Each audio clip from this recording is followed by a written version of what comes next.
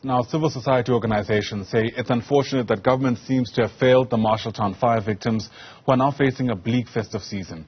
These victims reside in a temporary shelter in Denver, that's in Johannesburg, and have no access to water, electricity, and sometimes even food. They're calling on government to urgently intervene as they're vulnerable to crime. Let's unpack this with Mametlwe Sebei, who's the president of the General Industries Workers Union of South Africa and joins us now via our video link. It's great to have you on the program, sir. Thanks very much indeed for making time early on this Christmas morning. And it's certainly not a festive one for many of these victims who, at least from where we're standing, appear to not only face a bleak Christmas, but also a bleak future in a context where they're still not sure where they'll be housed on a permanent basis. Absolutely true, Ayanda, and I think that's very terrible. And I'll say that it's quite an indictment on society that, on a Christmas day like this, for many of these families, is a very torturous and I think a brutal reminder of what kind of uncaring society we really have here, where, as we are speaking now, about 32 families, 32 people that are still, in Lindela, and I mean 30 to 40 families that are in Denver, what we call shelter, but also others in the inner city who are struggling with food. There are newborns who barely have anything to live by, and they are living in a very horrific conditions that are beyond any imagination, and I think any possible description here. I think, for me, that they are displaced months after the fire, it shows that not only the city has no plan of a permanent solution of that crisis, but actually our emergency services to deal with tragic events like this is horrendous, to say the least. Yeah, you started off by reflecting on just what kind of society this tells us we are.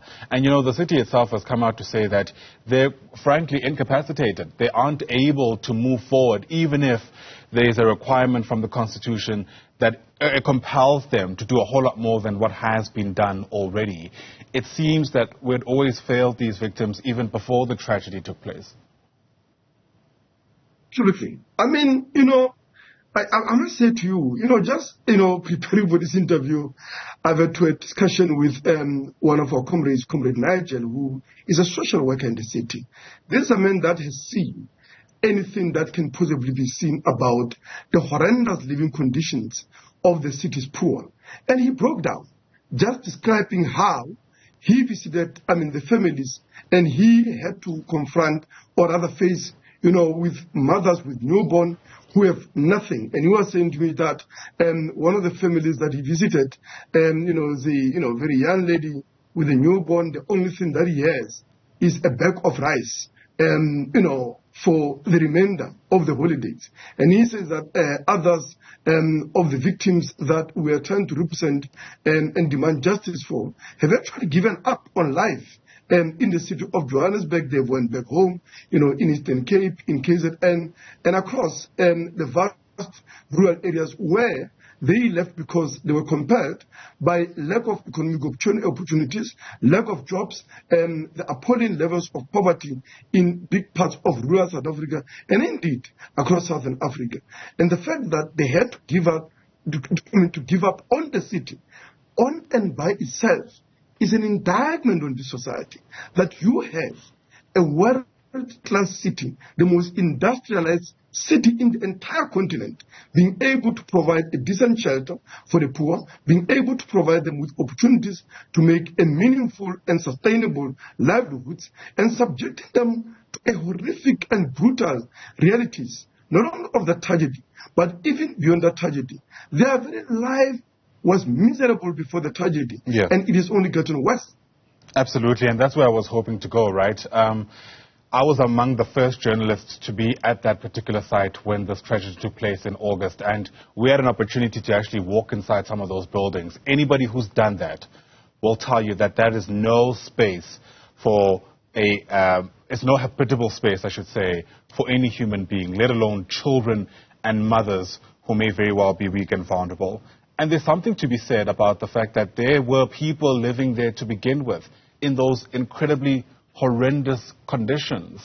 And I wonder whether or not we're spending enough time on reflecting on what went so horribly wrong, that there are people in such close proximity to the economic hub of the country who actually were in that situation as a norm for their lives? I mean, we should be clear, and those are conditions you will not even wish for the pet that you love to be staying in. Let's be clear about it, right? Not even for any livestock. You will not even put, your animals in that condition. And the fact that there are human beings that have been stripped of every, sense of dignity, and they have been subjected to such degrading conditions is telling, and as I've said, is indictment on the society that in our richest city, you have people living in such horrendous conditions, not only Marshalltown, where the fire actually took place, but let's be clear about it. There is over 220 something of those inner city buildings that are in complete dilapidation and degradation. And I think it's not only in the inner city, however, it is also the reality across the whole of Johannesburg, where, as we know, the housing backlog stands at 500,000 units. There are many people that are living in informal settlements where conditions are no less horrific. I mean, you have reported about the fire at Marshalltown. But, some of these families that actually we interact with in the course of this campaign are not just the victims of that fire. There have been many other fires in the city where people have been subjected, not only, of course, not to the same amount of death that we have seen at 77 insofar as Marshalltown fire is concerned, but no less horrific tragedies, including loss of lives. But it's not just, as I said, in the inner city. Go to informal settlement across Johannesburg, but also go to informal settlements across the country. 13% of our population in this country, 29 years into democracy, are living in informal settlement. And as I've said previously, that situation is not getting better. If anything, it's getting worse. Because when the ANC took over, the housing backlog was standing at 1.5 million. Today, 30 years, to a promise of a better life for all, we are having a housing backlog of 3.7 million people who are living in shacks, in squalor, in degraded buildings where they are constantly stalked by, possible tragedies like the one that we've seen in Marshalltown. But I think even beyond those tragedies of fire, their very life is tragic and brutal, to say the least. Yeah, absolutely. There's an inquiry now that's looking into the cause of this blaze, and I presume part of what this inquiry is also hoping to do is ensure that justice is meted out. But there's a real fear also that the findings, the recommendations from this particular inquiry will gather dust like so many other findings of other inquiries in this country. How worried are you about that? We have no slighted illusions on what these commissions is about. We have been through many of these commissions. I mean, I used to organize the mine workers. We participated through a number of our movements in the Falam commissions, and I definitely know that even in a tragic massacre like that, that commission did not deliver justice or anything closely resembling it.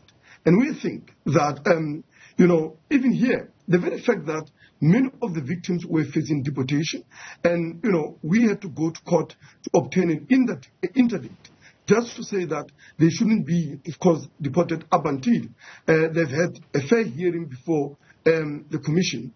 That itself shows just how not serious this government is about this inquiry. But also, you've seen that we also had to interdict, we also had to apply for recusal of one of the commissioners who is compromised, and who clearly had compromised the integrity of this process because he is prejudiced against the migrants who make significant number of victims. So I'm trying to say that this commission, we think that the best that it will do, of course, it will provide a sense of, or rather an appearance of seriousness at the point of, on the part of government, which is interested really in a real cover-up. And what do I mean by that?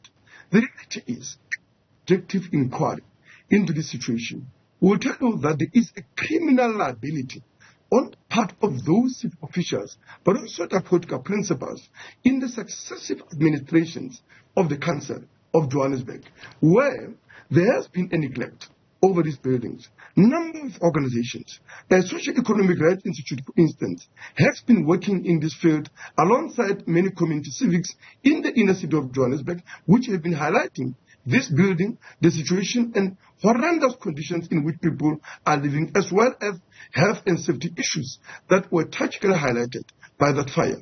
And of course, over those years, they have gone with, of course, the bureaucratic arrogance, as well as abuse and bashing on the part of this administration.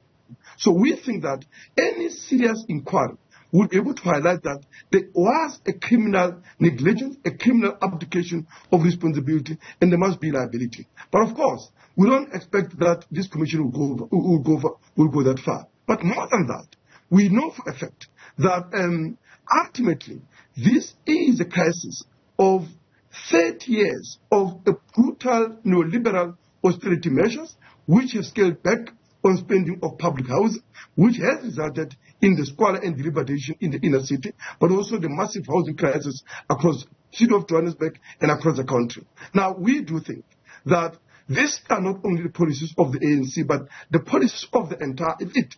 And for me, and where I stand, I think the only solution is that the working class have got to get rid of this lot in government and the entire parliamentary political parties. This system has no hope but a life of a horror without an end for the masses of the black working class and the poor. Mametlwe Sebei, thanks for your time. Really do appreciate your weighing in on the story.